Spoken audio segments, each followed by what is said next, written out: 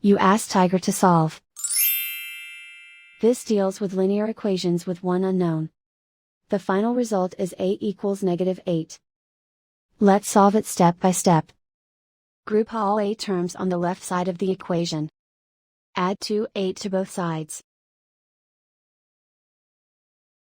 Group like terms. Simplify the arithmetic. Group like terms. Simplify the arithmetic.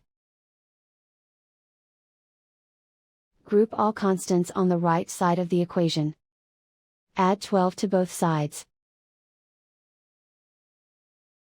Simplify the arithmetic.